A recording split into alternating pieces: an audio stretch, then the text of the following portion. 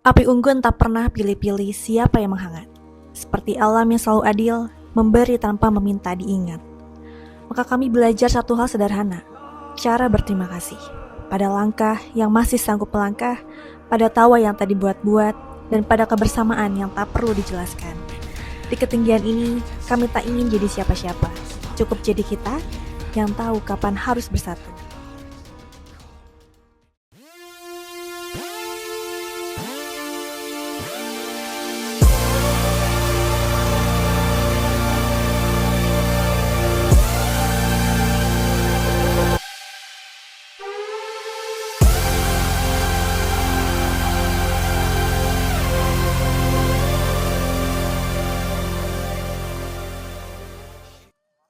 Jaket ditarik lebih rapat, sarung tangan dikenakan, napas berubah jadi uap tipis di udara. Di sini belum ada tanjakan, belum ada lelah, hanya persiapan dan hati yang mulai disiapkan. Lampu kepala, cahaya kecil yang nanti akan jadi teman setia di gelap. Tak banyak suara, parkiran jadi ruang hening sebelum perjalanan panjang. Nah, karena kita ini masuk ke gelombang 2 alias kloter 2, jadi kita baru naik di pukul 6:30 malam, guys. Headlamp nyala satu-satu, cahaya kecil di tengah gelap yang luas, langkah makin ke atas, napas makin berat, tas narik pundak, kaki mulai protes, tapi nggak ada yang benar-benar berhenti. Dari sini perjalanan dimulai. Dari pos 5 menuju pos 7, jalur mulai berubah, cahaya makin terbatas, dan gelap tak lagi sekadar suasana, ini jadi bagian dari perjalanan. Langkah diperlambat bukan karena takut, tapi karena malah mengajarkan untuk lebih sadar pada setiap pijakan. Di jalur ini, suara jadi penunjuk arah, desir angin, gesekan sepatu dengan tanah, dan napas masing-masing yang mulai terdengar jujur. Tak banyak bicara, semua seperti sepakat, hening adalah cara terbaik untuk tetap bersama. Gelap menghapus jarak, membuat kami saling percaya, pada satu lampu di depan dan satu sosok di belakang. Ketika skema ke-7, kami tidak hanya berjalan menanjak, tapi juga belajar menenangkan pikiran. Biar apa ini?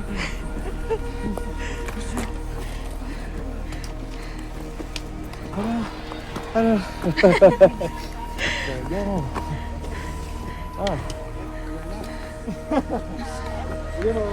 Bahwa tidak semua perjalanan harus terang untuk bisa dilalui.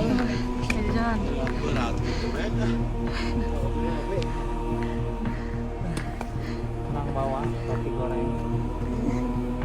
Langkah demi langkah membawa kami semakin masuk ke jantung Papandayan. Tujuan awal malam ini, Goberhut. Nama itu bukan sekedar penanda di peta. Dalam bahasa Sunda, Gober berarti asap dan Hut berarti panas. Sebuah nama yang lahir dari apa yang benar-benar hidup di tempat ini. Hembusan uap belerang yang terus keluar dari perut bumi dan panas vulkanik yang tak pernah benar-benar tidur. Sejak dulu, kawasan ini dikenal sebagai salah satu manifestasi aktif Gunung Papandayan. Asap yang mengepul dan tanah yang hangat menjadi pengingat bahwa gunung ini indah, tapi juga punya kuasa. Malah membuat Goberhut terasa lebih sunyi. Kabut tipis bercampur aroma belerang, lampu headlamp menari di antara uap yang keluar dari celah tanah. Kami berhenti sejenak, bukan karena lelah, tapi karena tempat ini meminta untuk dihormati, dilihat, dirasakan, dan disadari keberadaannya. Di Goberhut kami belajar satu hal, alam tidak selalu bicara dengan suara keras. Kadang ia hanya berdesis pelan, mengingatkan manusia agar tetap tahu batas. Yang terdengar cuma gesekan sepatu, napas sendiri, dan kadang tawa kecil, dipaksakan biar capek gak menang. Papandayan gak cuma dingin, dia nguji sabar, dingin di kulit, capek di badan, tapi hangat muncul tiap ada yang nengok ke belakang. Aman, masih kuat, dan itu cukup buat lanjut satu langkah lagi. Malam bikin jarak terasa lebih panjang, waktu melar, tenaga menipis, tapi anehnya di capek itu kita belajar pelan-pelan. Gak semua hal harus dilawan sendirian.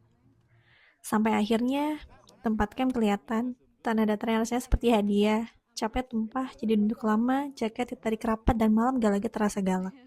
Di situ di tengah dingin dan lelah, kita sadar. Perjalanan ini gak cuma tentang naik gunung, tapi tentang bertahan bareng, saling jaga, dan tahu caranya berterima kasih pada langkah, pada teman, dan pada diri sendiri yang tidak menyerah. Di Goberhut, pagi gak cuma soal bangun, tapi soal bergerak bareng, makan bareng, tahu bareng. Dan guru mengajarkan kita cara bahagia yang sederhana. Mau pulang, tapi kaki masih pengen pamit pelan-pelan. Singgah dulu ke Taman Edelweiss, menduduk sebentar di hutan mati. Kita makan siang dulu, lalu berhenti di pos-pos terakhir. Cuma buat satu hal, mengabadikan perjalanan sebelum kita benar-benar turun. Setelah beres camp, kita mau pulang dan menuju ke Pondok Salada dan ke hutan mati.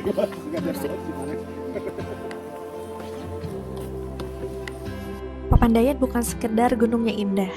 Ia lahir dari sejarah yang berisik, letusan, retakan, tanah yang pernah marah dan berubah. Dulu, Papandayan dikenal karena kekuatannya.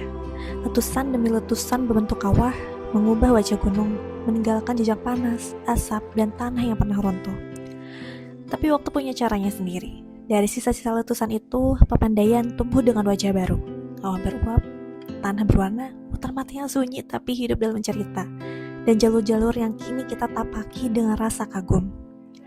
Keindahan Papandayan bukan keindahan yang polos. Ia cantik karena pernah terluka, vulkaniknya bukan ancaman, tapi pengingat bahwa alam bisa menghancurkan dan di saat yang sama menciptakan sesuatu yang luar biasa. Mungkin itu sebabnya Papandayan terasa jujur. Ia gak menutupi masa lalunya. Ia memperlihatkan kawahnya, asapnya, dan keindahannya sekaligus. Dan kita yang datang hari ini hanya singgah sebentar, belajar menghormati, belajar berterima kasih pada gunung yang mengajarkan bahwa dari proses yang keras lahir pemandangan yang menantang.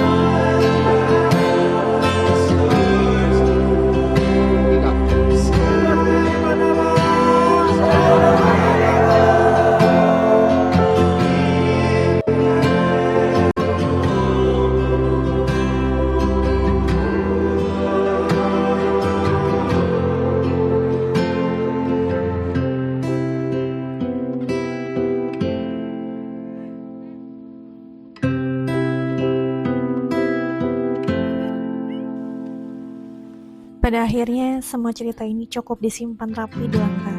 Lelah, dingin, tawa, dan kagum, pulang bareng kita. Sebenarnya Walkers High, ke gunung aja dulu. Kita mau pulang, guys. Bye. Emangnya udah beres? Belum dong?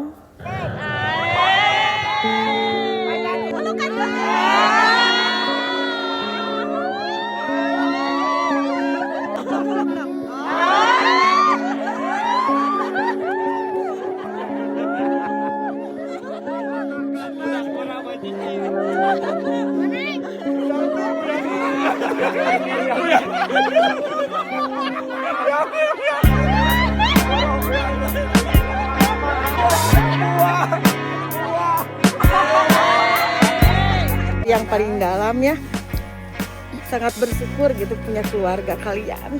Terima kasih banget.